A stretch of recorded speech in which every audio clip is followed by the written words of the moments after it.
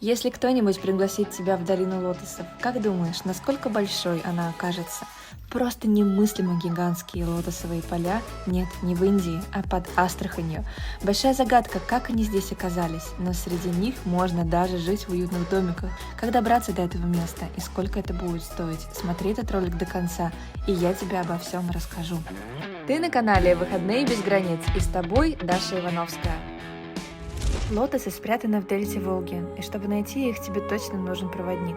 Уже находясь в лодке, чувствуешь, как едешь навстречу чему-то очень волшебному. Мы, наконец, находимся в долине лотосов, и хочу сказать, что я чувствую, как будто просто попала в рай. Смотрите, какие у них большие листья. Когда дует ветер, листья задевают друг от друга, и лотосы как будто перешептываются.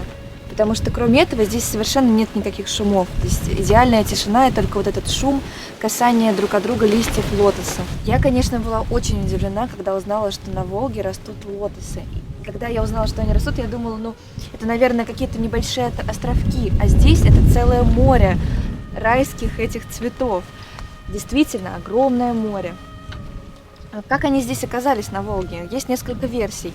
Одна гласит, что их распространили буддисты-монахи, специально культивировали каким-то способом. Другая рассказывает о том, что виновники этому птицы, то есть они просто кушали вот такие вот зернышки, которые находятся в этих кувшинках, да, и со временем разнесли эти цветы вот просто по всей долине. На самом деле, правда, здесь даже не хочется ни о чем рассказывать громко, потому что здесь такая райская тишина. Здесь идеально подходит именно это словосочетание к этому месту. Ее не хочется нарушать.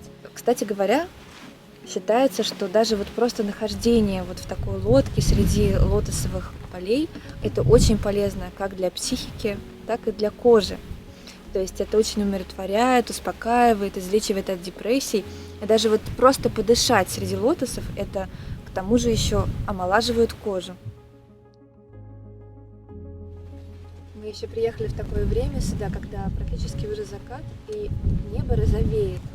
И представляете, вот это сочетание бескрайних лотосовых полей, вот этих розовых цветов, которые находятся под розовеющим небом. Это просто сказочно. Это просто рай. Я действительно вот просто даже не могу передать свои эмоции, насколько здесь чувствуешь какое-то счастье, и как будто ты на другой планете, действительно, как будто в раю. По преданию Востока, лотосы в воде – это души людей, и те бутоны, в которых живут праведники, всегда пышно цветут, а те, в которых оказались грешники, вянут быстро. Климат рая им не подходит. Ведь на Востоке лотосы священные, и считается, что они растут и на земле, и на небе, в раю. Волжская лотосовая долина – это райское царство птиц и даже лебедей, в которое иногда заезжают остроносые лодки, бережно плавая среди стеблей. Даш, как тебе путешествие по лотосовым полям? Это просто не описать словами. Я в восторге. Ради этого стоит приехать в Астрахань, однозначно. Супер, а теперь пошли варить раков. Пошли. Совсем рядом с лотосовыми полями можно жить на базе отдыха Fish Club.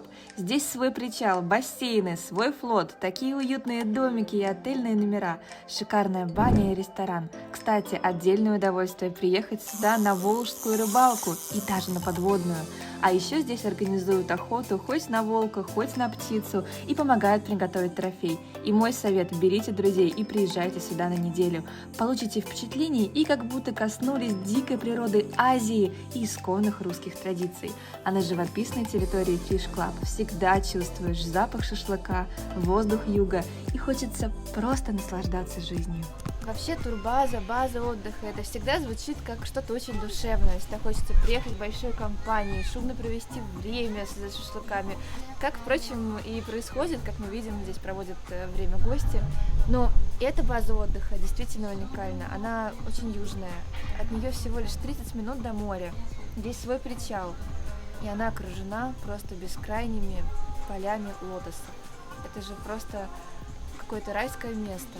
Хотя помимо лотосов здесь, конечно, можно еще и круто порыбачить, и поохотиться, и прямо здесь рыбу приготовят, и дичь, я думаю, что тоже приготовят. И, в общем, самому можно поймать свой ужин и вкусно его съесть вместе с большой компанией друзей. Что может быть прекраснее?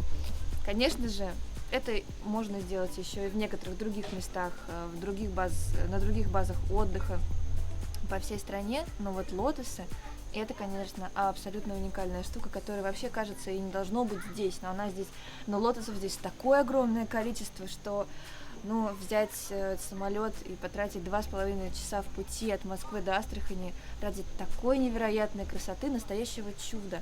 Конечно же, это стоит того. Мы сделали резюме: цены дороги, точка отсчета Москва. С самолетом вы сможете добраться до Астрахани за 2 часа 20 минут. Затем такси от аэропорта до Fish Club займет еще 1 час.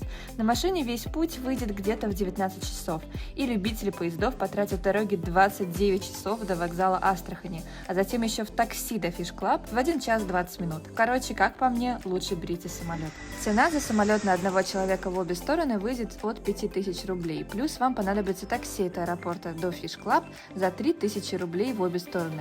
Поезд обойдется также в 5000 рублей за человека с обратным билетом, плюс такси до Лотосов в обе стороны – это еще 4000 рублей. Проживание за двоих – 2500 рублей в сутки, трехразовое питание в ресторане – 1200 рублей с человека, привезти магнитик с символикой Астрахани – 150 рублей. Поездка на Лотосы будет стоить от 2000 рублей за 4-часовой трип. Сезон для этого с июня по сентябрь, а охота и рыбалка здесь круглый год. Все вместе выйдет от 13 850 рублей за 1 ночь и 1 день проживания с человека. На этом все. В следующем выпуске я расскажу тебе про деревню будущего. Не пропусти и подписывайся на канал. Планирую свой крутой уикенд вместе с нами.